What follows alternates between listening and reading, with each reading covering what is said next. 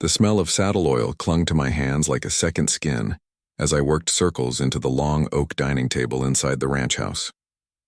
30 feet of polished wood stretched across the room, a table that had likely seen more secret deals and whispered threats than any sheriff's office in the territory. I kept my head down, pretending I didn't know that. The ranch was quiet that afternoon. Too quiet. Only the slow echo of bootsteps from hired guns outside broke the stillness as they circled the perimeter. Beyond the windows, a storm brewed over the desert plains, thunder rumbling far off while rain began to patter against the tall panes, blurring the view of endless pasture land. I wasn't supposed to be in this room.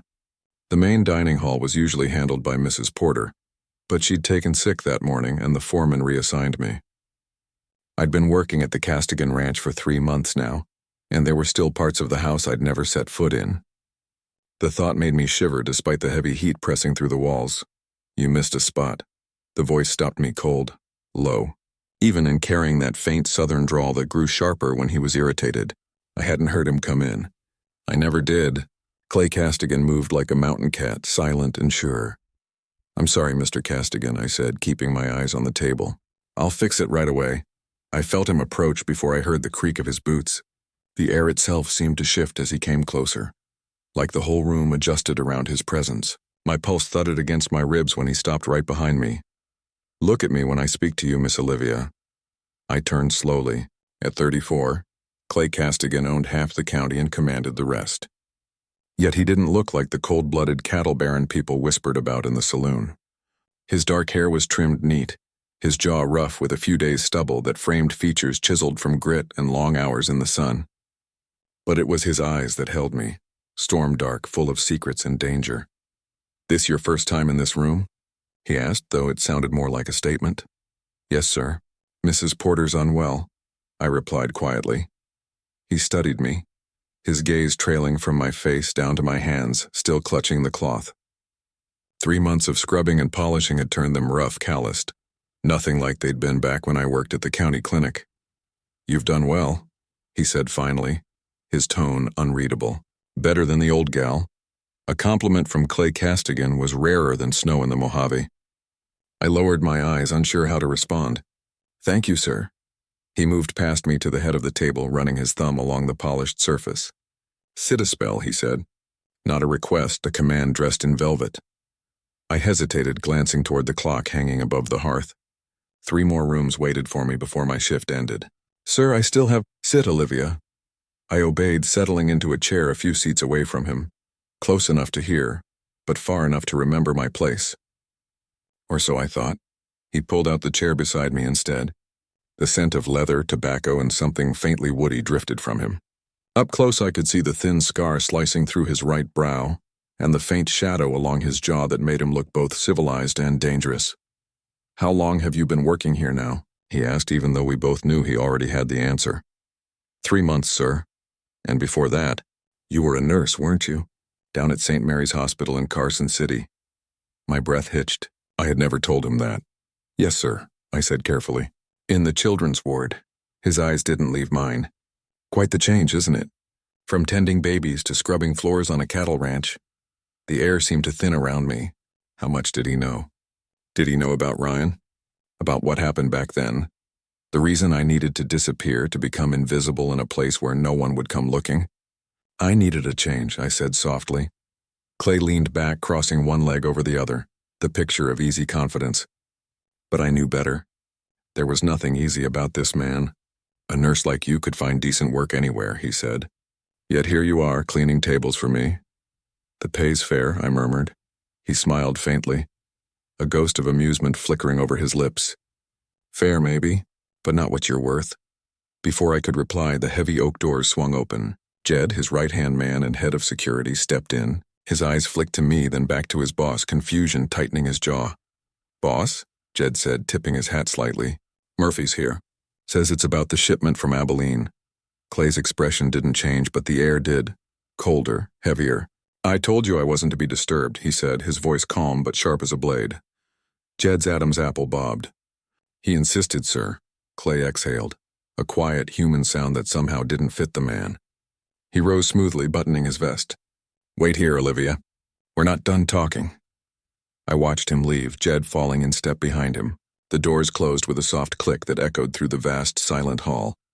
I should have gone back to polishing, should have moved on to the parlor like I was supposed to, but instead I sat there heart pounding. Clay Castigan had never singled me out before, never spoken more than a few polite words. And yet somehow he knew everything about me, even the parts I'd buried. 5 minutes passed, then 10. When it became clear Clay wasn't coming back anytime soon, I gathered my rags and polish into the tin pail. Whatever kind of game he was playing, I couldn't afford to be part of it. Not with Ryan counting on me. Not after everything I'd done to keep us hidden. I was halfway to the door when it creaked open. Only it wasn't Clay.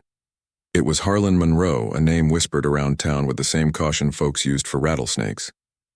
I'd seen him ride up to the ranch a few times before, always with a posse of roughnecks who handled guns more easily than manners. Well now, he drawled, eyes sliding over me with slow curiosity. Didn't know Clay kept his pretty ones tucked away in the dining room. I lowered my gaze and stepped aside. "Excuse me, sir. I've got work to finish." He stepped into my path, close enough for me to smell the whiskey burning on his breath. "What's your name, darlin'? Clara? Belle?"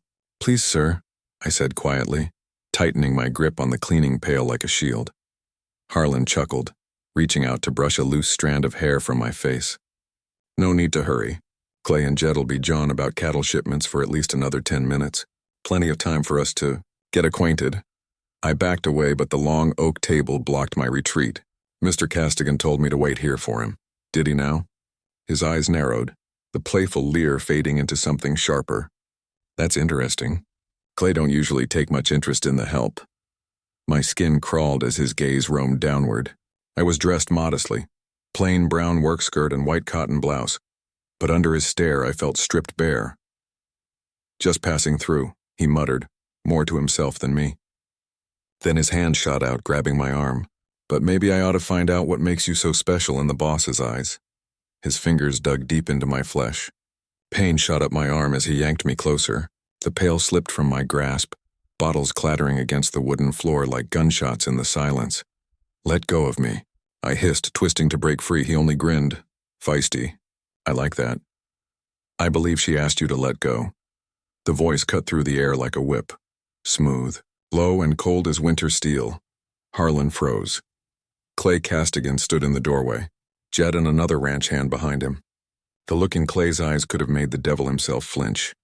"Boss, I was just—" "Who touched you?" Clay asked, his tone deadly calm, eyes never leaving me.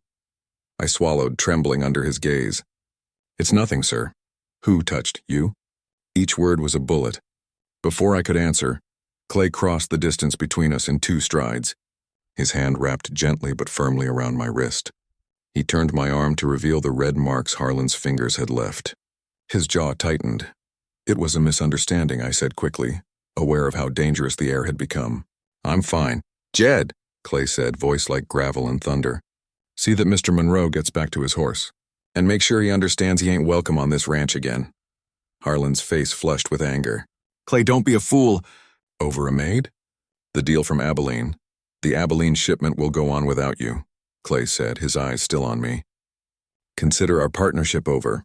For the first time, Harlan's confidence faltered. His gaze darted between us, realization dawning. "She's not just a maid, is she, Clay?" The silence that followed was heavy enough to choke on. Clay's thumb traced small circles over my pulse almost unconsciously. "Get him out," he said quietly. Jed stepped forward, resting a hand on the pistol holstered at his side. Harlan hesitated, then finally turned, muttering curses under his breath as he was led out. When the door shut behind them, Clay turned to me. "Are you hurt?" I shook my head, voice caught somewhere between fear and confusion. He released my wrist and knelt to gather the fallen bottles. The sight was so jarring, the most feared rancher in Nevada on his knees, picking up polish and rags, and that I could only stare. "Sir, you don't have to—" "This evening," he interrupted softly, handing me the tin pail. "You'll join me for supper." "That's not necessary," I stammered. "My shift ends at 6 and—" "Your shift ends when I say it does," Clay said, the firmness in his voice softened by something unexpected. "Supper, 8 o'clock. Wear something nice," he paused, then added quietly. "Please." That single word, gentle, unfamiliar, stole whatever argument I had left. I nodded, too stunned to speak. A faint smile tugged at the corner of his mouth. Good. You've got the library next, don't you? And just like that, I was dismissed. I hurried from the room, my thoughts racing faster than the storm winds outside. How did he know my schedule? Why had he been so furious about Harlan's touch? And what did he truly want from me? By the time I'd finished cleaning the library and the guest quarters, whispers had already spread through the ranch like wildfire through dry brush. Conversations stopped when I entered. The other maids wouldn't meet my eyes. Only Maria, the head housekeeper, approached me as I gathered my things. Her lined face was heavy with concern. Be careful, Olivia, she murmured. Mr. Castigan. He's not a man you can take lightly. It's just supper, I said, though even I didn't believe it. Maria's expression didn't soften. Nothing is just anything with that man. I've been here 3 years. Never once has he asked a worker to dine with him. Then why me? The question escaped before I could stop it. Maria shook her head slowly. I don't know, child. But by tomorrow morning, every saloon and ranch hand from here to Carson will know you're not just his maid anymore. As I stepped outside, the storm had eased to a steady drizzle, but the weight of unseen eyes pressed against me.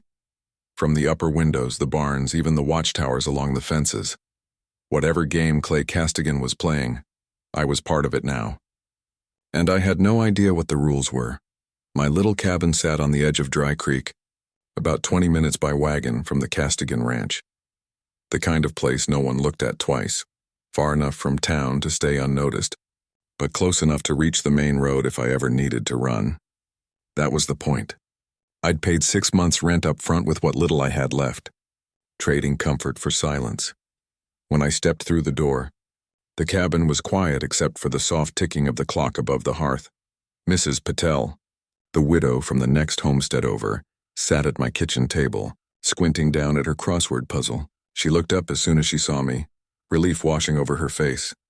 You're late again, she said, checking her pocket watch. I was beginning to worry. Sorry, I murmured, hanging my coat by the door. Something happened at work. She nodded, gathering her things. She'd been watching Ryan for me again, though I could barely afford her kindness. Fed him, bathed him. He fell asleep about 20 minutes ago. I followed her gaze to the small crib tucked near the stove. My 10-month-old son slept soundly. One tiny hand curled beside his cheek. My chest tightened painfully at the sight. Thank you, I whispered, walking her to the door. I pressed a few bills into her hand, more than I could spare. That's too much, she protested, trying to give some back. Please, I insisted softly. You're saving my life. After she left, I knelt beside the crib and watched Ryan breathe. Everything I'd done, quitting my nursing job, leaving my home, changing my name, had been for him. To keep him safe from his father, Jack Callahan, a man whose family's money and power stretched across 3 counties, and whose charm had turned cruel the moment I became his possession. I'd thought his world of ranches and cattle barons meant stability. I hadn't realized it came with shackles. By the time I saw the truth, I was carrying his child. When the nights turned violent and he finally shoved me down the stairs, something inside me snapped. I left that night, ribs cracked, wrists sprained, soul half broken, and filed for a restraining order before vanishing 3 states away. Ryan was born in a charity hospital under another name. We'd stayed hidden ever since, or so I'd thought. Pediatric nurse who specialized in newborn care. Clay's voice echoed in my mind. How had he known that? Did he have ties to Jack's family? Was this all coincidence or a trap? The clock ticked past 7:15. I had 45 minutes to prepare for a supper I didn't want, with a man who scared me more than I cared to admit. But refusing him wasn't an option, not if I wanted to keep my job, my home, and this fragile sense of safety. I picked up the phone and called Mrs. Patel again, hating myself for asking, but she came without hesitation. Waving off my apology. Hot date tonight? She teased as she slipped her shawl off and sat back down with her crossword. Work thing, I muttered, heading toward the washroom. The cracked mirror above the basin reflected a stranger. Pale, tired eyes, hair dull and uneven from too many sleepless nights. But the woman staring back wasn't beaten. I'd survived Jack Callahan. I wasn't about to let Clay Castigan, no matter how powerful, make me cower. I washed quickly, combed out my hair, and for the first time in months, brushed on a bit of powder and color. The only decent dress I owned was a plain black one, the same I'd worn when I first begged for the housekeeping job at the ranch.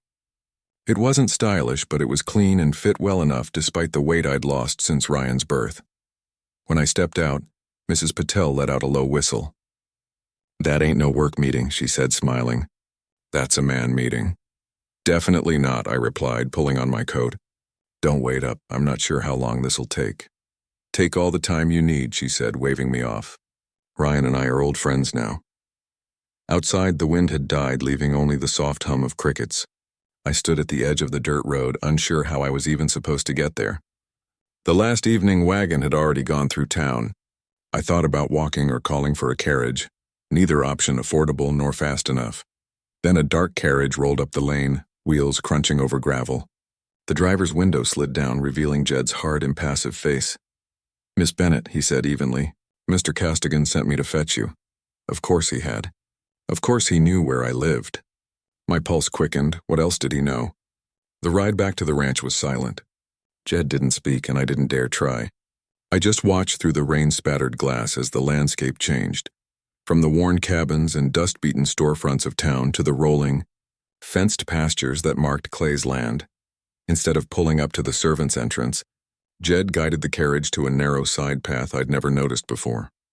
It wound behind the main stables and up to a smaller porch lit by a single lantern. He led me inside through a hall lined with portraits and paintings that must have cost more than I'd earn in 10 years. "Mr. Castigan's waiting in the private dining room," Jed said, stopping before a set of double oak doors. He knocked once and opened them without waiting for an answer. The room beyond was smaller than the grand hall I'd polished earlier, but no less impressive. A single table for two stood under a glowing chandelier, its light dancing over polished silver and fine china. Beyond the windows, the rain had stopped. Lanterns in the garden cast gold across the slick stones, making the desert blooms shimmer like jewels. Clay stood as I entered. His eyes followed me, from my shoes to my dress to my face, deliberate and unreadable. He wasn't wearing his usual ranch coat or vest tonight, just dark trousers and a white shirt open at the collar. The simplicity made him look more human, though not a bit less dangerous. "Olivia," he said, my name slow and heavy in his drawl. "Right on time." Jed closed the doors behind me, leaving us alone. "I didn't have much choice," I said before I could stop myself. A faint smile ghosted over his lips. "No, I suppose you didn't." He motioned to the chair across from him. "Sit." I obeyed, uneasily aware that this was nothing like earlier in the day. Then I'd been the help now. I wasn't sure what I was. "Wine?" he asked, lifting a bottle already uncorked. "No, thank you," I said quickly. Alcohol would only dull my senses. Something I couldn't afford. He raised an eyebrow but didn't press. He poured himself a glass instead, the dark red catching the candlelight. "You're wondering why you're here," he said finally, swirling the glass in his hand, "among other things." "Go on," I asked. I hesitated, startled by the invitation. "How did you know where I worked before?" I asked, my voice quieter than I meant it to be. "About my training." Clay took a slow sip of whiskey, the amber light catching in the glass. His gaze never left mine. "I know everything about the folks who step foot on my land, Olivia. It's a matter of security." "You didn't know about the other girls when they started," I countered. "Maria told me so." "Maria," he said evenly, "should learn when to hold her tongue." His words were sharp, though his tone stayed easy, conversational. Then he added, "You're right, though. Usually Jed handles the background checks, but yours was of particular interest." A chill rippled through me. "Why?" Before he could answer, the door swung open, and two women in crisp aprons stepped in, carrying silver trays. They moved silently, setting down plates, something delicate that smelled of butter, herbs, and trout from the nearby creek, before slipping out without a word. Clay gestured toward my plate. "You should eat. You've skipped more meals than you ought to. I've noticed." My stomach twisted. How could he possibly know that? I picked up my fork just to buy time, not out of hunger. "You still haven't answered my question." He carved into his fish with calm precision.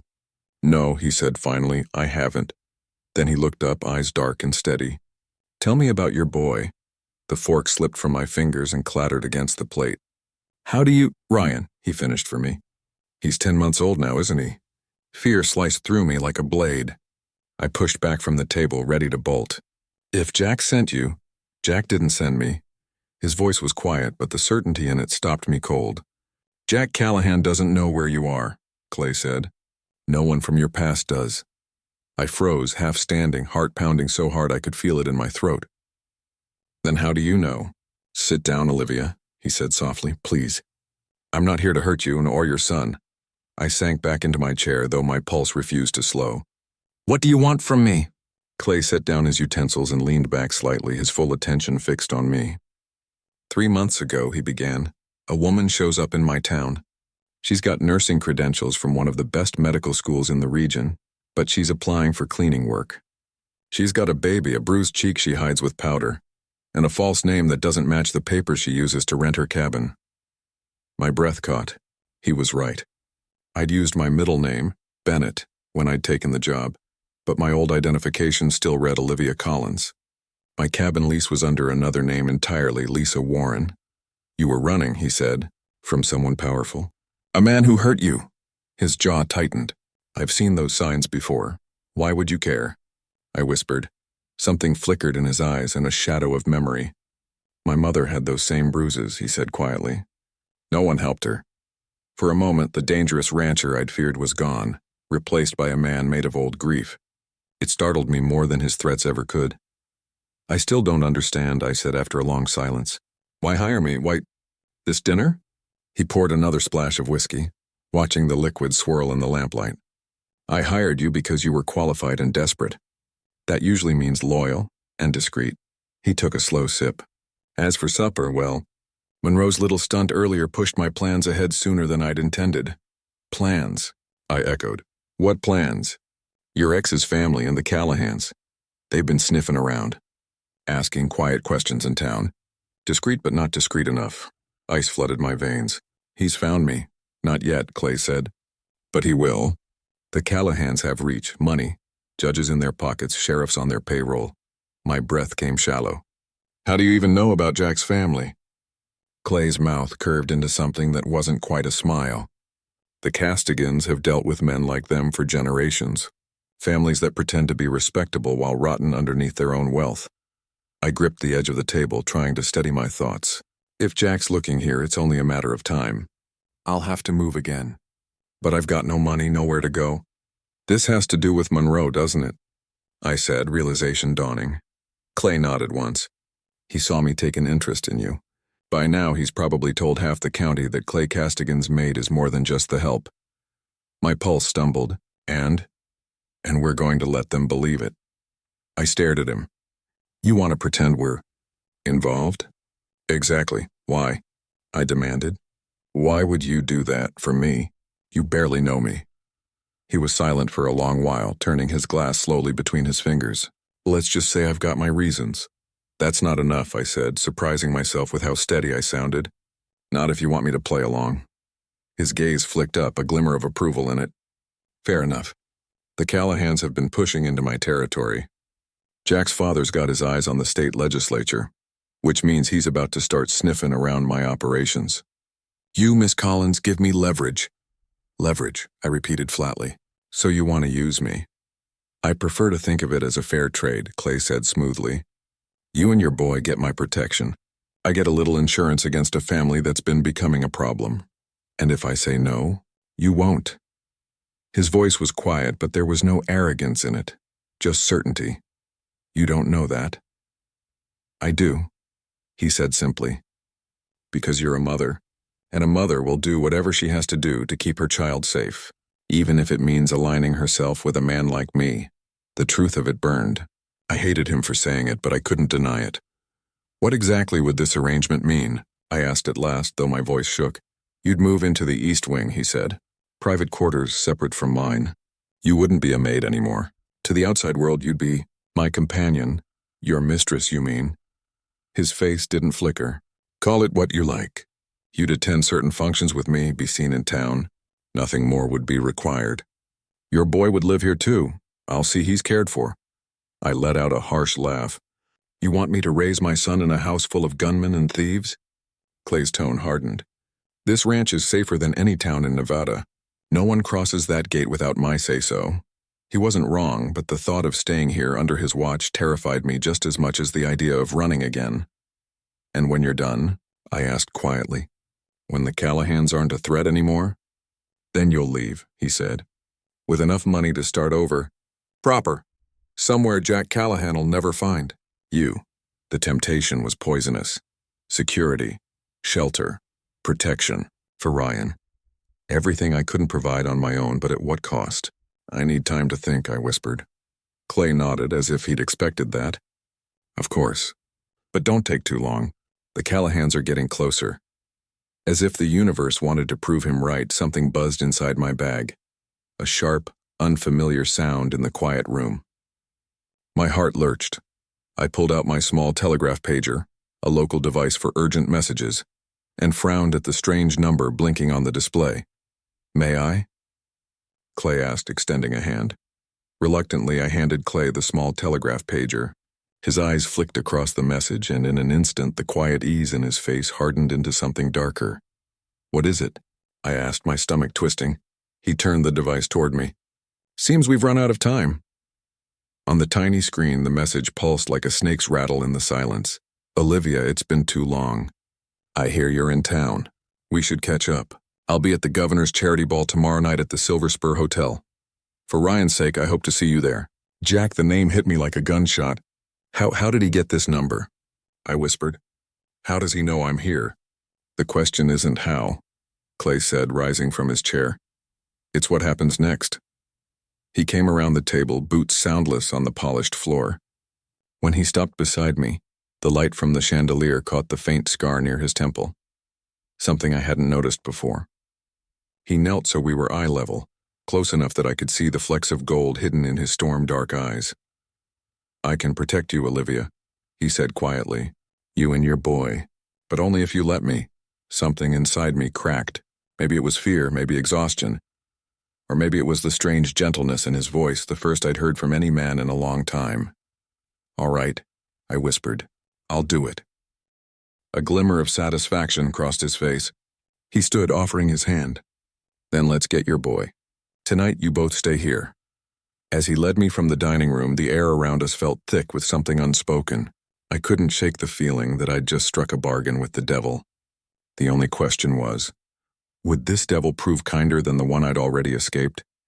By morning, just as Clay had predicted, the entire county knew. Olivia Bennett wasn't just the rancher's maid anymore. What they didn't know was that I wasn't truly his anything, just a pawn in a game of powerful men, fighting for control while I fought to keep my son alive. The next morning, sunlight spilled across the east wing like liquid gold, painting the room in warmth I didn't feel. The bed I lay in could have fit 4 people comfortably. Its headboard carved from walnut, its sheets soft as butter.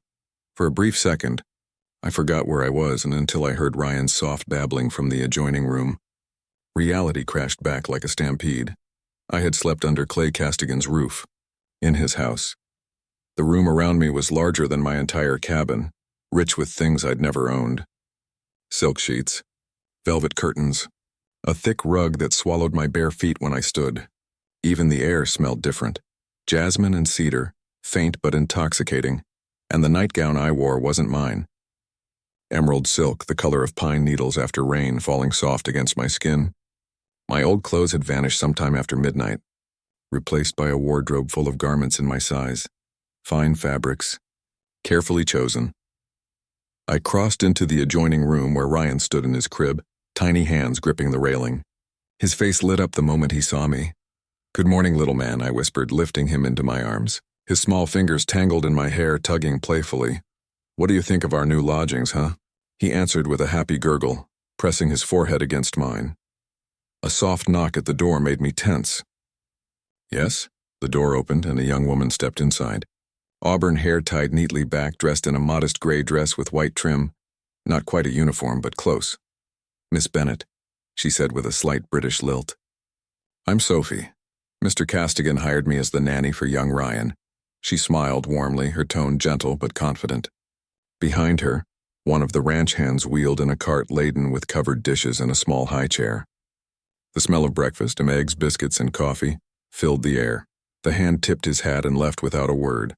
Sophie remained, watching Ryan with a kind expression. "He's a beautiful boy," she said softly. 10 months old? I nodded, still cautious. "You have experience with infants?" 7 years as a nanny, she replied, pulling a folded letter from her pocket. 3 of those spent with newborns. "These are my references. Mr. Castigan said you'd want to see them." Of course he had. Clay thought of everything before I even asked. The gesture was as thoughtful as it was unnerving. "Thank you," I murmured, slipping the paper into my pocket. "I'd like a bit of time alone with Ryan first, if that's all right." "Of course," Sophie said, stepping toward the door. "I'll return in an hour. Mr. Castigan also asked me to remind you. The dressmaker will arrive at 11 to prepare you for tonight's ball." The ball. The one Jack would attend. My breath caught. "Is he here?" I asked quickly. "Mr. Castigan?" "No, ma'am. He left early this morning. Business in town. He said he'll return by 6 to escort you to the event." When she was gone, I placed Ryan in the high chair and lifted the lids from the breakfast dishes. Eggs cooked just right, flaky biscuits still steaming, fresh fruit laid out in crystal bowls. It was a far cry from the dry toast and weak coffee that usually filled our mornings. "Well, partner," I said, slicing a bit of banana for him. "Looks like we ain't in Carson anymore." Ryan squealed with laughter, pounding his tiny fists against the tray. The sound made me smile. But deep down, I knew the truth. We might have been safe behind Clay Castigan's walls, surrounded by armed men and locked gates. But I couldn't shake the feeling that the real danger was already inside. Sophie proved herself more than capable. She tended to Ryan with a gentle hand and easy smile, answering my questions about the ranch household while keeping him entertained with soft tunes and a wooden rattle she carried in her pocket. Her credentials, like everything else under Clay Castigan's control, were impeccable. I'd barely finished checking her letters of reference when Valentina arrived. The stylist Clay had apparently summoned all the way from San Francisco. She was a sharp-eyed woman with a heavy accent and the kind of confidence that brooked no argument. She looked at my hair, clucked her tongue, and muttered something in Italian that I was pretty sure wasn't a compliment. 3 hours later, I hardly recognized the woman in the mirror. Valentina had trimmed and polished until my hair gleamed like sunlight on river water, falling in loose, glossy waves around my shoulders. My nails, once ragged from scrubbing floors, were now perfectly shaped and painted a pale rose. A makeup girl followed, her touch so light I barely felt it. Yet when she was done, my reflection looked rested, strong, alive. For the first time in years, I saw traces of the woman I'd been before Jack, before the fear. "Mr. Castigan has chosen your gown for this evening," Valentina said, her voice crisp as she began packing her brushes. "It will arrive shortly. The carriage leaves at 7. I nodded, too weary to argue about Clay picking my dress. One battle at a time, I told myself. When the gown arrived, carried reverently by 2 assistants as though it were spun from moonlight, I finally understood Valentina's fuss. The dress was midnight blue, so deep it looked black until it caught the light. The bodice hugged my frame perfectly. The skirt flowed like a dark river. The fabric shimmered with every breath, soft and alive beneath my fingers. A pair of silver heels accompanied it, along with sapphire and diamond jewelry that glittered like a night sky. When I caught sight of myself in the full-length mirror, I felt a pang of something I couldn't name. The woman looking back wasn't me, not the nurse, not the mother scraping by on quiet strength. She was a stranger, elegant, poised, the kind of woman who belonged on the arm of Clay Castigan. "You look beautiful." I turned. Clay stood in the doorway, leaning one shoulder against the frame. He was dressed in a black suit that fit him like a second skin, his dark hair brushed back, his stubble trimmed to the perfect line of controlled rebellion. A single blue flower, the same shade as my gown, rested in his lapel. "Thank you," I managed, suddenly self-conscious. "For everything." He stepped into the room, closing the door behind him. "How's the boy?" The question caught me off guard. "He's fine. Sophie's wonderful. She should be," he said. "I had her checked through and through." He moved closer, his gaze sweeping over me. "Not indecent, but heavy, assessing, deliberate. The security's doubled," he said. "No one comes or goes without my say-so." "What about Jack?" I asked, forcing the name past my lips. "What if he tries something?" Clay's expression hardened. "He won't, not after tonight." My pulse spiked. "What are you planning?" He didn't answer immediately. Instead, he reached into his vest pocket and drew out a small velvet box. First this. He flipped it open to reveal a ring, a large green emerald surrounded by diamonds set in silver. It sparkled with an intensity that made my stomach twist. I don't understand, I said, staring at it. For tonight, he said simply, you need to be more than a woman seen at my side. You need to be untouchable. He took my left hand, sliding the ring onto my finger. The weight of it startled me, cold and heavy like a shackle disguised as beauty. Your fiancé, I murmured, staring at the emerald. My fiancé, Clay confirmed. It's the safest place for you to stand. No one lays a hand on what's mine. There was steel in his tone, the kind that should have scared me. But instead, a strange warmth coiled low in my stomach, something dangerously close to wanting to believe him. Jack won't buy it, I said. He knows me. He'll see through this. It doesn't matter what he believes, Clay said softly. He brushed his thumb over the inside of my wrist just above the new silver bracelet. It matters what he can prove, and he can't prove a damn thing. I stepped back, trying to find air. This is all happening too fast. Yesterday I was polishing your floors. Now I'm wearing jewelry worth more than my life, pretending to be your bride. Would you rather I gave you less protection? He asked evenly, though there was something sharp behind the calm. No, but... I gestured helplessly to the gown, the room, the sheer absurdity of it all. This isn't me. He took one step closer until I could smell the faint musk of leather and sandalwood. For tonight, he said quietly, it is. Can you handle that, Olivia? His voice held a challenge. I lifted my chin, forcing my pulse to steady. I can handle anything for Ryan's safety. Something flickered in his eyes. Approval, maybe even respect. Good, he said. Then there's one more thing you need to know before we leave. What? In public, I'm going to touch you. My breath caught. Nothing improper, he continued. But I'll need to make it look real. A hand at your waist, maybe a kiss to your cheek, a word whispered close. You can't flinch. Can't pull away. You'll have to act like you've been mine for months. The word mine landed heavier than the ring. I swallowed hard. I understand. Do you? His gaze was unwavering. Yes, I said again, firmer this time. I've been pretending my whole life. First the dutiful daughter, then the perfect wife. I can pretend to be yours. Clay's mouth curved faintly, almost a smile. The carriage is waiting. He offered his arm, and I took it, the gesture feeling old-fashioned and strangely intimate. As we descended the wide staircase, the ranch hands and maids paused in their work to watch us pass. Whispers followed like wind through prairie grass.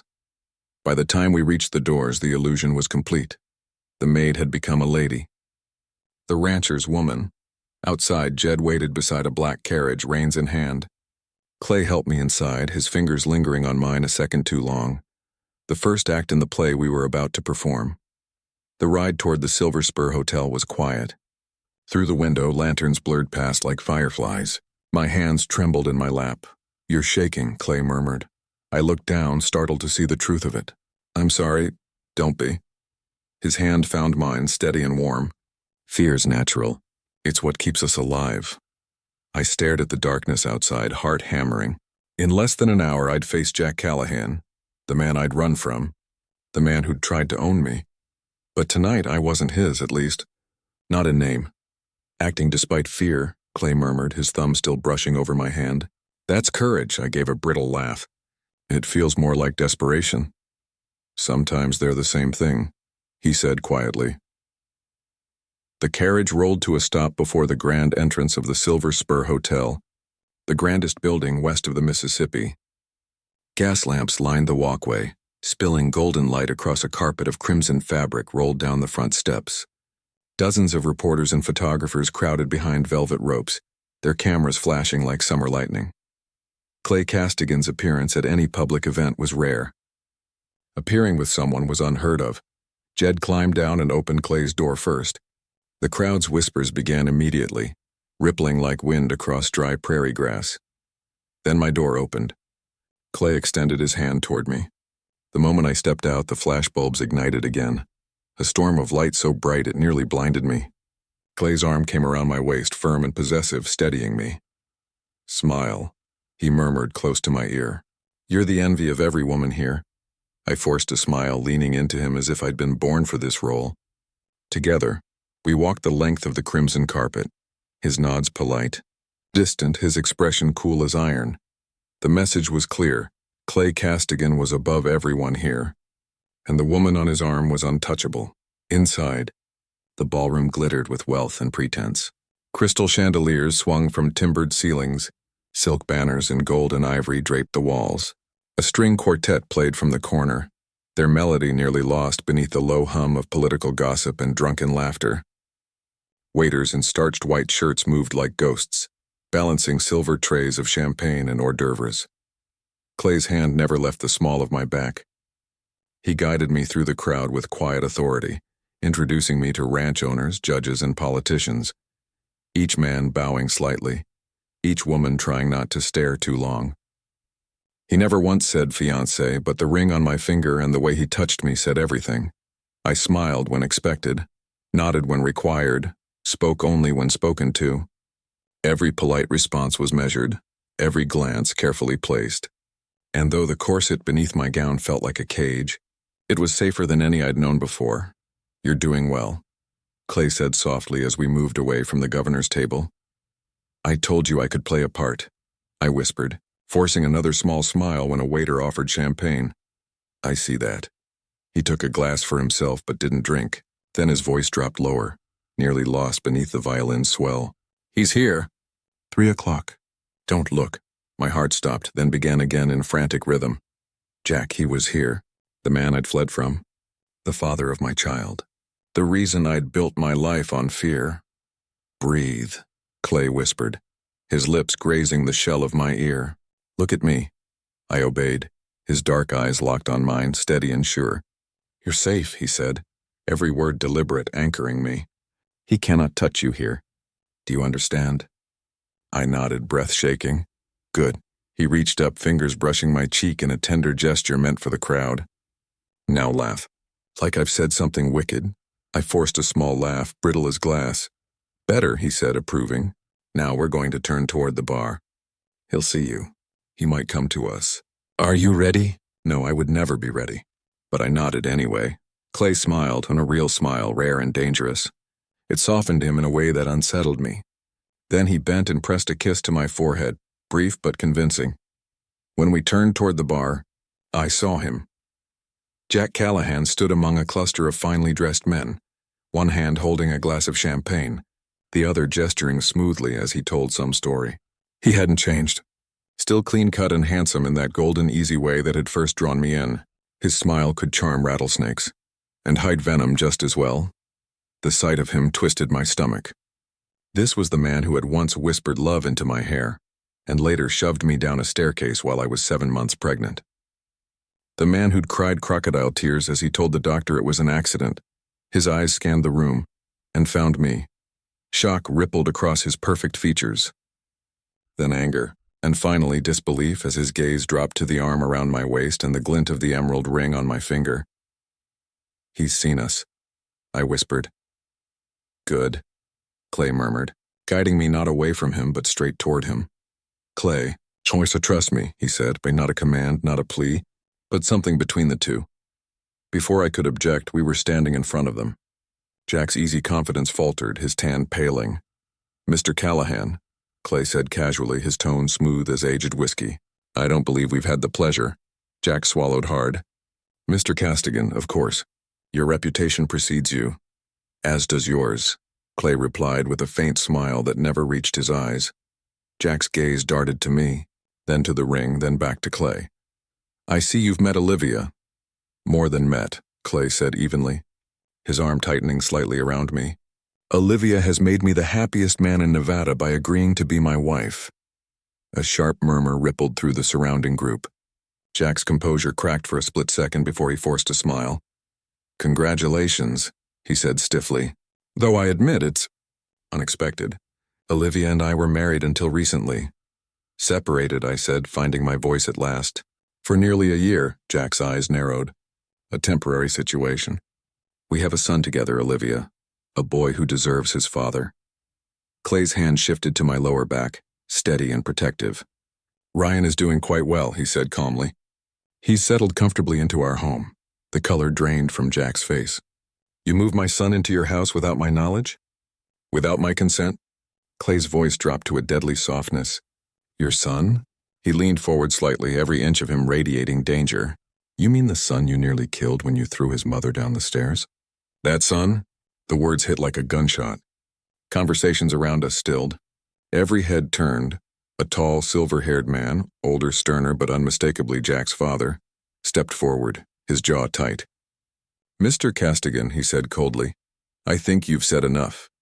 Clay's lips curved into the faintest ghost of a smile. Not nearly, he said. Perhaps this isn't the place for such personal discussions, said the older man, Richard Callahan, his voice smooth, diplomatic, and utterly false. Clay ignored him. His gaze stayed locked on Jack, the air between them so charged that the chatter around us dimmed to silence. Let's be clear, Mr. Callahan, Clay said evenly. Olivia and her boy are under my protection now. Any attempt to contact them, to approach, write, or even speak their names, will be taken as a personal insult.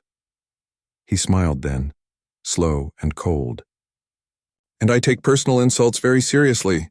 The crowd shifted uneasily. Jack's face went from pale to furious red. You can't just take my family. Your family, I said, my voice sharper than I expected. You lost that right the day you laid your hands on me. Olivia, be reasonable, Richard interjected, his tone all honey and poison. Jack made a mistake, one he's paid for, but keeping a violent man away from his child isn't cruelty, Clay cut in, his voice pleasant but edged with steel. It's survival. Richard's mouth opened, then closed again. Clay turned to me with a soft smile that didn't reach his eyes. Now my fiancé and I have other folks to greet. Without waiting for a reply, he guided me away, his hand firm at my back. I could feel Jack's glare burning holes into me as we walked, but Clay's steady presence anchored me. Breathe, Olivia, he murmured once we reached a quieter corner of the ballroom. You did well. I hadn't realized I'd been holding my breath. It came out shaky, uneven. You just humiliated him. In front of his father, half the county's elite. I did. Clay caught the attention of a nearby server. Water, he said simply. The glass was handed to me within seconds. Drink. I obeyed, the coolness helping ground me. What happens now? Clay checked his pocket watch. We stay another half hour, long enough to be seen, not long enough to give them another chance to approach. Then we leave. And after that, I pressed. Jack's not going to give up. No, Clay agreed. But he'll be more careful now. More subtle. I looked at him. Which means, he said calmly, we continue as planned. You stay under my protection. We keep up the engagement act until the Callahans lose interest or stop breathing, whichever comes first. I nodded, the weight of my new life pressing down on me. The devil I knew versus the devil I didn't. But as I glanced at Clay, I wondered, was he truly the devil I'd imagined? 2 weeks later, the days blurred into a strange rhythm of order and performance. I learned the layout of the ranch like a map etched into my mind. I learned how to smile on cue, to speak when introduced as Clay Castigan's fiancé, to act the part of the lady beside a man every outlaw in 3 states feared. Ryan thrived under Sophie's gentle care, and I found a comfort I hadn't expected in the stillness of the ranch and in knowing that no one could reach us here without passing armed men.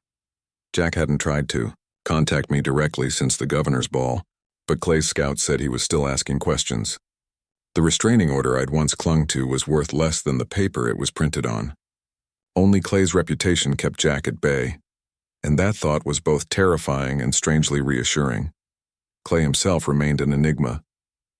He was polite, attentive, almost courtly in public, but private conversation with him felt like walking a fence line, every word deliberate, every silence heavier than the last. Some nights he joined Ryan and me for supper, sharing quiet stories about the ranch or his travels. Other nights he disappeared entirely, returning long after midnight with shadows in his eyes. When we appeared in town together, at charity events, church socials or political dinners, he played the part perfectly. The devoted fiancé, the steady hand at my back, the man whose smile warned every other that I was off limits. But when the curtains closed, that hand withdrew. His distance should have comforted me. Instead, it left me with an ache I didn't want to name. The library, late evening. The fire burned low in the hearth, throwing amber light across the shelves. Ryan had been asleep for hours. I sat curled in an armchair, a book open in my lap but unread, when the door opened quietly. Clay stepped inside, loosening his tie, if you could call it that. A frontierman's version of formality, all dark wool and clean lines. He looked worn. The dust of the trail clung faintly to his boots, and there were new creases around his eyes. "You're still awake," he said, moving toward the sideboard to pour 2 fingers of whiskey. "Trouble sleeping?" "Just reading," I replied, though I couldn't have said what the book was about if I'd tried.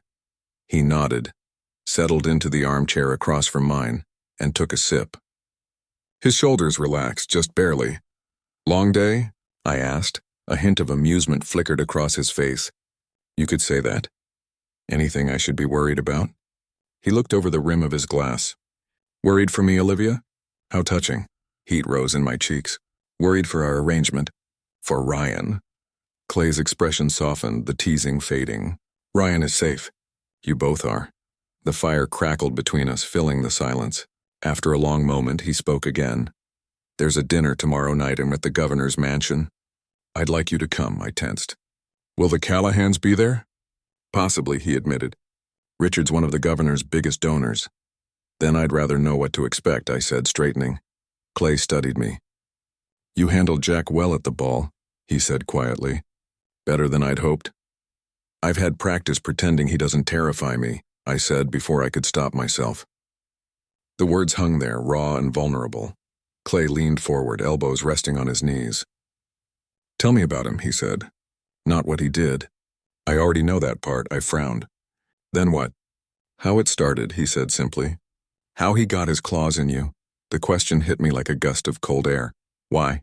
I asked. "Because I need to understand the kind of man I'm up against," he said. Then softer. "And because you need to stop carrying it alone." I looked away, watching the flames twist in the hearth. "It's cliché, really," I murmured. "A nurse meets a rancher's son. He was charming, generous, impossible to ignore. He made me feel seen." "Details," Clay prompted gently. I took a breath. "I met him at the county clinic. His friend's wife had delivered twins. He brought coffee for everyone, made the nurses laugh. When my shift ended, he was waiting outside, asked me to breakfast. I said yes. A humorless smile crossed my face. The whirlwind followed. Flowers, weekend trips, love letters written in perfect penmanship. "Everyone said I was lucky. When did it change?" Clay asked quietly. "About 6 months after I moved into his house," I said. "I came home late one night. A baby at the clinic had taken a turn and I stayed over shift. Jack was waiting, furious. He threw my supper against the wall. Clay didn't move, didn't speak. He apologized right after," I continued, my throat tightening. "Said he'd been scared something had happened to me. Cried. Begged forgiveness. I believed him. I always believed him. That was the start of it." "And when did he first hit you?" The question was blunt and somehow kind. "After we got engaged," I whispered. "I had lunch with a male colleague. Jack saw us. That night he slapped me." My fingers drifted to my cheek, remembering the phantom sting. He cried again afterward. Promised therapy. Went twice. Said the doctor told him he was fine. Clay's eyes darkened, but he said nothing. I found out I was pregnant soon after. And by then, I shook my head. By then I was trapped. He leaned forward, voice low. "And the stairs?" The words hit like a hammer. I stared into the fire, my hands trembling. "I found proof he was stealing money when from his family's foundation," I whispered. I confronted him. Clay said nothing, but the muscle in his jaw flexed. The room went silent except for the slow, steady burn of the fire. "He denied it," I whispered, my fingers twisting in my lap. "Then admitted it. Then laughed. Said no one would ever believe me, that I was nothing without him." Clay's jaw tightened, but he didn't speak. "I told him I'd go to his father," I continued. "He laughed again," Clay said quietly, finishing my thought. I nodded, until I showed him the copies I'd made of the ledgers, the proof that he'd been stealing from the family trust. "That's when my voice faltered. I don't remember much after the first shove. Just falling, then waking up in the doctor's office with 3 broken ribs, praying my baby was still alive." Clay's eyes darkened, his expression hardening like steel under a hammer. "And yet his family still protects him." Money protects its own, I said bitterly. His father, Richard Callahan, would rather let the town gossip than let scandal touch his name. Easier to call me unstable. A gold-digging nurse who trapped his son. Is that what they're saying? Clay asked, his voice dangerously calm. That and worse? I gave a small, brittle smile. Hence the running. The false names. The Maid job. Without warning, Clay stood and knelt beside my chair, a gesture so unexpected it startled me. The man who commanded a small empire now looked up at me, eyes sharp and burning. Listen to me, Olivia, he said, his voice low, rough. Jack Callahan will never touch you again. He'll never come near your boy. I give you my word. Something in his tone chilled me more than comforted me. What are you planning? Nothing you need to lose sleep over. He stood, but I caught his wrist before he could turn away. Clay, no violence. Please. He raised a brow. You're asking an outlaw to play by the law. I'm asking the man who's shown me kindness not to turn into a murderer on my account. For a heartbeat, his face softened. Surprise, maybe, or something deeper he wouldn't admit. Then he inclined his head slightly. As you wish, he said. Jack Callahan will stay breathing. Though his pride might not. Relief flooded through me. I released his wrist, and only then realizing how intimate the touch had been. Thank you, I murmured. He straightened. Get some rest, Olivia. We leave early tomorrow evening. Then he was gone, leaving the faint scent of whiskey and dust in his wake, and me wondering what kind of storm I'd just unleashed. The governor's mansion, if Clay Castigan's ranch, was power forged from earth and blood. Then the governor's mansion was power gilded in gold. The sprawling colonial-style house loomed at the edge of Carson Ridge.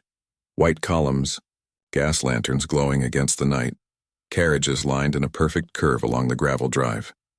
As our carriage slowed, I adjusted the emerald pendant at my throat, another piece from Clay's seemingly endless collection of jewels, chosen to match the ring I still wore. Nervous, he asked, watching me fidget. A little, I admitted.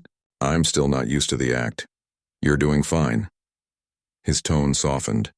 Better than fine. He reached over, straightening the lapel of my midnight blue jacket. Tonight's outfit, a tailored set of trousers and a silk camisole beneath the fitted coat, was less dramatic than my gowns, but no less commanding. I felt both disguised and exposed. Remember, Clay said, tonight's about alliances. The governor's a practical man. His wife isn't. Avoid her when you can. I gave a nervous laugh. Anything else? The beef's better than the fish, he said dryly. I laughed, a real laugh this time. The sound made him smile, the hard edges of his face softening for just a moment. Jed opened the door and Clay stepped out first, offering his hand. I took it, the warmth of his fingers steadying me as I stepped down into the glow of lantern light. Inside, the mansion buzzed with quiet tension. Judges, cattle barons, and railroad men mingled beneath chandeliers shaped like wagon wheels and cut glass. Women in satin gowns drifted by like ghosts of prosperity, their laughter bright and brittle. Clay guided me through it all with practiced ease, his hand at the small of my back. Every gesture was deliberate, reassuring for me, commanding to everyone else. He introduced me to men whose names I immediately forgot, to women who smiled too tightly to mean it. I nodded, smiled, pretended I belonged in their world of polished silver and hidden knives. For once, the Callahans were nowhere to be seen. Clay Castigan. The booming voice turned heads. A broad-shouldered man with a weathered face and a politician's charm approached, a tumbler of bourbon in hand. Governor Matthews, Clay greeted, tipping his hat slightly. Polite, but never deferential. About time you showed your face at one of these shindigs, the governor said with a laugh. Then his gaze shifted to me. And this must be the lucky lady everyone's been whispering about. Clay's arm slipped around my waist, firm and possessive. Governor, this is Miss Olivia Bennett. The governor took my hand in both of his grip a little too warm, his smile a little too familiar. A pleasure, ma'am. You've done the impossible. Got this one to attend polite society again. She can be persuasive, Clay replied smoothly. The governor chuckled. I'll bet. His gaze lingered a fraction too long before he turned back to Clay. A word in private, old friend, about that matter we discussed. Clay hesitated, his hand tightening slightly at my waist. Perhaps later, Governor. I don't want to leave Olivia unattended. Nonsense, the governor said with a booming laugh. She'll be fine for 5 minutes. My wife will keep her company. Across the room, a tall, sharp-featured woman, corseted to near rigidity, began making her way toward us, her expression polite but cold. Clay's jaw flexed. 5 minutes, he said at last. He turned to me, lowering his voice. You all right? Of course, I said, forcing a smile, though my stomach tightened. Go on. He bent slightly, pressing a kiss to my cheek. His breath brushed my ear as he murmured, I won't be far. Then he was gone, striding after the governor toward a pair of carved oak doors at the far end of the room. The governor's wife reached me moments later. Her posture was impeccable, her smile brittle as glass. Miss Bennett, she said coolly, offering her gloved hand. I've been most curious to meet the woman who tamed Carson County's wildest man. Her tone made it sound more accusation than compliment. Please, I replied, matching her civility. You make it sound like a feat of nature. Her lips thinned, the faintest flicker of amusement or disapproval, I couldn't tell which. Well, she said, looping her arm through mine. Let's see how you fare among civilized company. And with that, she led me straight into the crowd, away from Clay's steady presence, and into a circle of smiles sharp enough to draw blood. Mrs. Matthews, I greeted her politely, extending my hand. Miss Bennett, she replied, barely brushing my fingers before pulling back as though contact might soil her gloves. What an unexpected addition you are to our little circle. The emphasis on unexpected was deliberate. The implication hung between us like smoke. What was a woman like me doing with a man like Clay Castigan? Mr. Castigan speaks highly of these gatherings, I lied smoothly, meeting her gaze. I've been looking forward to it. Mrs. Matthews's painted smile didn't reach her eyes, I'm sure. Her gaze slid over me, assessing every detail of my attire with quiet disdain. The governor tells me you were a nurse before. All this, yeah, meaning my engagement to the most feared rancher west of the Mississippi. Yes, I said calmly. Neonatal care?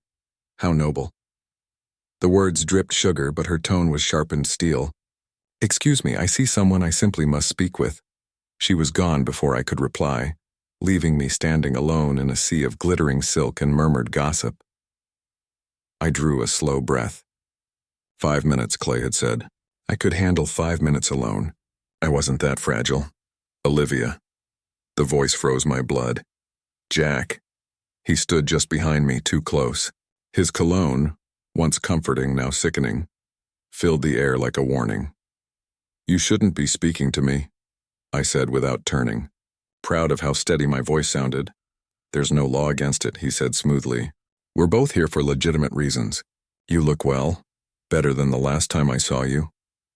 Leave me alone, Jack, he sighed, as if I were the unreasonable one. I just want to talk about our boy. My son, I said, still not looking at him. You can't keep him from me forever, he said, voice tightening. Watch me. That did it. I turned, meeting his gaze head-on for the first time in a year. His smile faltered. The polished rancher's son, all golden charm and tailored confidence, couldn't quite mask the cruelty simmering beneath. This engagement to Castigan, he sneered. It's a sham, isn't it? What did you do, beg him for protection? Or offer him what you once offered me? The crude insinuation hit hard, but I didn't flinch. You know nothing about my relationship with Clay, I said evenly. I know you've moved my son into the home of a known outlaw, he snapped, dropping the genteel act. Do you have any idea how that looks? What the judge will say when I file for custody? Fear clawed at my throat, but I forced it down. Go ahead, I said. Explain to the judge why you violated a court order. Why there are 3 reports of violence with your name on them. Why you nearly killed your pregnant fiancée. Color drained from his face, then returned in a furious flush. No one will believe you. My father's got the governor's ear. Half the judges in Nevada owe him favors. Is there a problem here? Not Clay armed as I expected, but Jed, appearing at my side like a wraith in a dark suit. His expression was polite, but his eyes were as cold as a Colt revolver. No problem, Jack said quickly, stepping back. Just a friendly chat with my ex-wife. Jed ignored him completely. Miss Bennett, he said smoothly, Mr. Castigan asked me to escort you to the East Terrace. He's been detained longer than expected. Relief nearly brought me to my knees. I nodded, turning away from Jack without another word. Jed guided me through the crowd. his solid frame forming a barrier between me and the rest of the room. "Thank you," I murmured as we reached the doors. "My job, ma'am," he said simply, opening them for me. The east terrace, the October air bit cool against my skin. The terrace was empty, lanterns flickering over the stone railing and casting long shadows across the gardens below. I drew a deep breath, the crisp night air cutting through the lingering nausea of fear. "You handled that well?" I turned. Clay stood in the doorway, his expression unreadable, though his eyes burned with restrained fury. "You saw? Jed sent word the second Callahan approached you." He walked over to stand beside me, his presence warm and commanding. I would have stepped in myself, but the governor was particularly insistent tonight. "I'm fine," I lied, wrapping my arms around myself. "It's over. Jack mentioned custody." I nodded. "He said he'll petition the court. Try to take Ryan." Clay let out a dark laugh. "Let him try. My lawyers already have everything they need to bury him alive. The hospital records, the witnesses, the restraining order, your medical charts, sworn statements from your old co-workers." I blinked, stunned. "You've been preparing for this?" "Of course." He slipped off his coat and draped it around my shoulders. The fabric was heavy and warm, carrying the scent of leather, tobacco, and him. Protection means staying ahead of the fight, not waiting to be ambushed. I clutched the coat tighter. "Why?" The question burst out before I could stop it. "Why are you doing all this, Clay? And don't tell me it's about leverage with the Callahans. I want the truth." He was silent for a long time, his gaze fixed on the dark horizon where lantern light met desert shadow. When he finally spoke, his voice was quiet, not cold, not calculated, but tired. "When I was 8, he said, "my father killed my mother." The words struck like thunder. "Clay." He lifted a hand to stop me. "She tried to leave him. He dragged her back every time. The last time, she didn't make it." His jaw tightened, the muscle there pulsing with old rage. I watched it happen. Couldn't stop it. I was a child, horror rippled through me. "I'm so sorry." "Don't be," he said, voice steady again. "That was a long time ago. But that night I swore I'd never be like him. Never hurt the weak. Never let anyone suffer under the hand of a man stronger than them. I promised I'd protect those who couldn't protect themselves. Even if it means breaking the law," I said softly. A faint, humorless smile tugged at his mouth. "Even then. The world isn't black and white, Olivia. Sometimes good men do bad things for the right reasons. Sometimes bad men do good things because they need to." I studied him, really studied him. The man beneath the legend. The outlaw rancher, the killer with a conscience, the child who had learned too early what cruelty looked like. "Thank you," I said quietly, "for telling me, for helping us." He reached out and tucked a loose strand of hair behind my ear. His touch was feather-light, his eyes softer than I'd ever seen them. "We should go back inside," he said finally, his voice lower, rougher, before the gossips start their next story. I nodded, but neither of us moved. The cool wind swirled around us, the lanterns flickering as if holding their breath. Something unspoken stretched between us, and fragile and undeniable. Then his pocket watch buzzed with a faint mechanical chime. He glanced at it and his expression darkened instantly. "We need to leave," he said. "What's wrong?" He didn't answer, just took my hand and started toward the doors. And as he led me back into the glittering ballroom, one thought burned in my mind. Whatever had just changed in Clay Castigan's world, it wasn't going to leave ours untouched. "What's wrong?" I asked, alarm tightening my chest at the sudden change in Clay's face. "Jed just sent word," he said, his voice sharp. "All business now. Someone tried to breach the ranch perimeter." He was already steering me through the governor's hall, his hand firm against my back. "Ryan's safe. They never got close. But we're going home. Now." The rest of the ride was a blur. The steady clip of hooves, the rattle of wagon wheels, the iron weight of dread pressing against my ribs. When we reached the Castigan estate, the air was thick with tension. Lanterns burned bright as a dozen men rode patrol along the fences. Inside the ranch's nerve center, Clay's private office, and we looked more like a war room than a parlor. Maps, telegraph lines, and rifle racks lined the walls. Clay stood in the middle, every inch the general of his own private army, as Jed rewound the security footage, a reel from one of the new electric recording cameras Clay had imported from back east. On the largest screen, a shadowed figure climbed the outer wall near the east paddock, the side closest to my quarters. Floodlights flared. The figure froze, then bolted into the dark. They knew exactly when we'd be gone, Clay said quietly. The timing's too clean to be coincidence. Jed nodded. Entry point was near the east wing. Miss Bennett's room's my stomach dropped. Where Ryan sleeps. Exactly, Clay said. His tone was calm, but the fury beneath it was a living thing.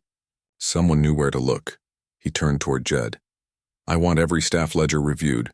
Visitor logs, deliveries, letters, telegrams, servants' pay stubs. Somebody's been bought. Already in motion, boss, Jed replied. Good. And move Miss Bennett and the boy into my wing. I blinked. Your wing?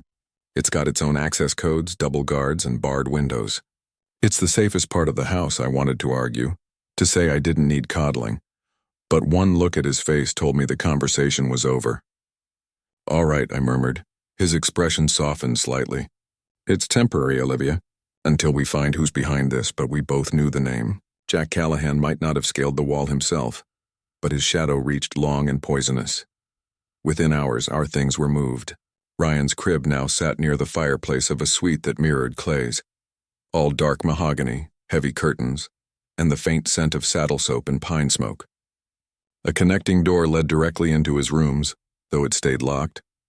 Ryan slept soundly through it all, soft snores rising above the creak of floorboards. I envied his peace as I paced, nerves thrumming too loud for sleep. A knock startled me. I opened the door to find Clay, still in his shirt and trousers from earlier, tie gone, top buttons undone. The candlelight caught on the faint sheen of sweat at his collarbone. May I come in? He sounded almost courteous. It unnerved me more than his usual command. I stepped aside. He entered slowly, clasping his hands behind his back, the stance I'd come to recognize as his version of thinking. We found the leak, he said. One of the kitchen boys. Someone offered him $10,000 for your schedule and room location. My stomach nodded. Who? Not Jack himself. Someone hired through a third hand. His jaw flexed. The boy's been dismissed. I didn't ask what dismissed meant. Some answers were better left unknown. What now? I asked, wrapping my arms around myself. Now, Clay said. We end this. His voice was low, controlled, but I felt the iron in it. I've been patient. I've respected your wish that the man stay breathing. But tonight he came for my land, for my people, for you. He paused, and when he spoke again, the word came quieter, heavier. For my family. The word hung between us, weighted and fragile. Was that what Ryan and I had become out of family, or were we simply things he'd claimed to protect? What are you planning? Nothing unlawful, he said finally, turning toward the window. But I'm done waiting for him to strike first. Tomorrow we ride to him. How? He faced me then, eyes burning in the dim light. You said you kept proof of his theft, the ledgers? I nodded slowly.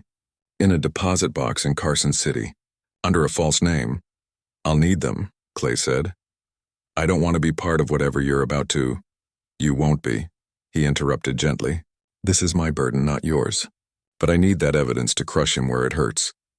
I hesitated, torn between fear and the fragile trust that had begun to grow between us. Then I nodded. I'll telegraph the bank at dawn. Good. He stepped closer. Close enough that I could smell whiskey and cedar on his skin, see the faint stubble along his jaw. One more thing, he said. What? We need to make this engagement harder to question.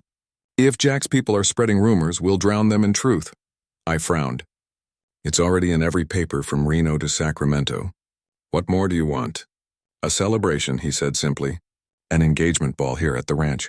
You hate gatherings, I said, surprised, his mouth curved faintly. I do.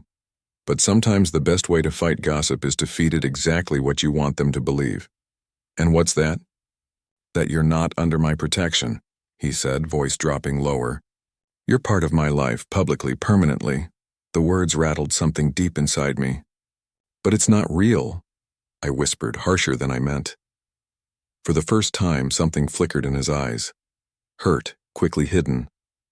Reality's just what people choose to see, Olivia, he said softly. And we need them to see this as real. He was right, of course. The more convincing the illusion, the safer Ryan and I would be. But the line between act and truth was dissolving faster than I could rebuild it. When? I asked on Saturday. 3 days. He brushed his knuckles lightly against my cheek, a fleeting touch that sent a tremor through me. Get some rest, he said, stepping back. Jed will ride with you to Carson City. And before I could find words, he was gone, leaving only silence, the faint smell of him on my skin, and the dizzying realization that somewhere along the way, our charade had stopped feeling like one. 3 days passed in a blur of motion and unease. Riders galloped in and out of the ranch yard. Carpenters hung lanterns from the rafters of the ballroom. Florists from the capital filled every corner with white roses and desert lilies. The kitchen bustled from dawn till nightfall, the scent of roasting beef and honey biscuits thick in the air. Clay spared no expense. Every detail was perfect, and yet he was nowhere to be found. His absence weighed on me like a storm on the horizon, because I knew what kind of man returned from the kind of business he'd gone to handle, and I feared what might follow behind him. Richard made his choice, Clay said quietly. The words hung in the air like the crack of distant thunder. He turned to face me fully, lantern light catching on the sharp planes of his face. Jack's leaving the territory at dawn. The old man's shipping him off to their London office, far away for a long while. He signed papers surrendering all rights to Ryan. For a moment I just stared. The words didn't sink in. Gone. The man who'd haunted every dream, every shadow, and gone freedom. Not the kind you borrow under someone's roof or bargain for in court, but real freedom, hard-earned and absolute. Why? I finally managed to whisper. Why would his father agree to this? Clay's gaze was steady. Because his family name is worth more to him than his son. That foundation, the one Jack stole from, carries their reputation. Hospitals, orphan funds, research grants, all branded with the Callahan crest. A scandal like this, it'd ruin him for generations. So he sacrificed his son to save his name, I said softly. Clay nodded once. A man can live with guilt easier than disgrace, but don't mistake it for honor. Jack's no martyr. He stole from widows and orphans to buy himself whiskey and horses. Richard knows that now, and he's seen the proof. You gave him no choice. Tears burned my eyes before I could stop them. A flood of relief, gratitude, disbelief. I don't know what to say. Clay reached up and brushed away one tear with his thumb, rough hand, surprisingly gentle. You don't have to say a word. For a while, we just stood there, the hum of the party fading to a whisper beyond the terrace doors. The air was cool, touched with sage and night-blooming jasmine. What happens now? I asked finally. With us, I mean. Something changed in his face, and the confident hardness giving way to something vulnerable, something real. That depends, he said. On whether this is still just an act to you. My heart stuttered. What are you saying, Clay? He took a slow step closer, close enough that I could feel the warmth radiating from him. I'm saying that what started as pretense has become something else. For me, at least. Something else, I echoed, afraid to breathe. Yes. His hand came up, fingers tracing the curve of my face with a tenderness that made my knees weak. The question is whether it's become that for you, too. Had it? When had the line between duty and desire blurred? Between pretending and feeling? Somewhere along the way, the fear had melted into respect. The respect had become trust. And now, staring into his eyes, I knew the truth. It has, I whispered. But I'm afraid. He frowned slightly. Of me? Of us, I said, placing my hand over his. Of what happens when the dust settles. When I'm no longer someone you need to protect, just me, Olivia with all my scars and fear and history. Clay's eyes softened, steady and sure. I know exactly who you are. You're strong, stubborn as a mule, and braver than most men I've met. You've got fire and you've got heart. Those things don't fade with time. And Ryan? I asked, voice trembling. Clay's lips lifted in a rare, genuine smile. That boy's the easiest part of this whole damn thing. I love him, Olivia. I'd lay down my life for him. Whether or not you and I ever. He trailed off, but he didn't have to finish. I understood. The sincerity in his voice hit me like a physical thing. This wasn't charm or calculated words, it was truth. I want to try, I said softly. Not as a show, not for safety. For real. Relief and joy broke across his face like sunrise. He leaned forward, resting his forehead against mine. That's all I'm asking. A chance. When his lips found mine, it wasn't rehearsed. It wasn't for the eyes of society or survival. It was ours. The kiss deepened, slow, certain, filled with everything we hadn't said. When it broke, Clay was smiling, really smiling, warmth softening the lines around his mouth. We ought to get back before the guests think I've eloped with you mid-party. Do we have to? I asked, half joking, half hoping. He laughed, a low, genuine sound I'd never heard from him before. Afraid so. But when they're gone, the real celebration begins. He paused, eyes gleaming with mischief. Unless you plan on returning that ring? I looked down at the emerald glinting on my finger, the symbol that had once been a shield. Now it felt like something earned. I think I'll keep it, I said. It's growing on me. As you wish, he murmured, kissing me again, brief this time, but full of promise. Inside, the ballroom glowed like a living jewel. Laughter, music, and champagne swirling through the air. Clay's arm around my waist felt different now. Not protective, not possessive, just right. I caught Mrs. Callahan's glare from across the room, her painted smile cracking when she saw the way Clay looked at me. For once I didn't care. Let her see. Let them all see. They could think what they wanted because this time, the truth was brighter than any rumor. Later, when the guests had gone and the house lay quiet beneath a silvered moon, Clay and I stood on the balcony outside his room, our room now. The town lights shimmered in the valley below like distant campfires. No regrets? He asked softly, his breath warm against my temple. Not one, I said, turning in his arms. You saved us, Clay. Not just from Jack, but from running, from hiding, from being afraid. He shook his head. You saved yourself, Olivia. I just gave you a place to stand. I reached up, tracing the edge of his jaw, and somewhere along the way, love. The word hung there, fragile, powerful, undeniable. Clay's eyes darkened with feeling. Love, he repeated slowly, as if tasting it. Then a crooked smile touched his lips. Yeah, I reckon that's what this is.